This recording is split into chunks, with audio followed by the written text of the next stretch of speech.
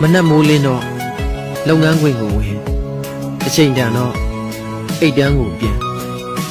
မိသားစုမှာတာဝန်ကျေတဲ့သူဖြစ်ဖို့ဝမ်းရေးဟာလွမ်းရေးထက်အရေးကြီးခဲ့ချိန်မှာခံစားချက်မဲ့တဲ့စက်ရုပ်တရုပ်ကိုကိုပြန်ရှာမတွေ့လောက်အောင်ငွေနဲ့လောကဓာတ်ကြားထဲမှာပျောက်ဆုံးနေခဲ့တယ်ကိုရဲ့အစင်မပြေမှုတွေထက်ကိုတော့ကဖြစ်ရတဲ့အဝေးကအရက်ကိုလည်းကောင်းတဲ့အချိန်လေးဖဲ့တွေးရင်အချိန်တွေဟာ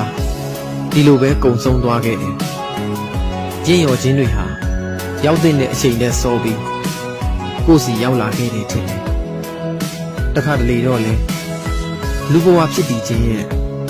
အနက်အဓိပ္ပာယ်တွေကိုနှမျောစွာတွေးမိပါတယ်ဘလို့ပဲဖြစ်ပါပကုံးမော်ကဘဝပေးတောင်းဝန်ကိုတော့ကိုတတ်နိုင်တဲ့ခြေလှမ်းတွေနဲ့ထမ်းပေးခဲ့ခြင်းပါသေးတယ်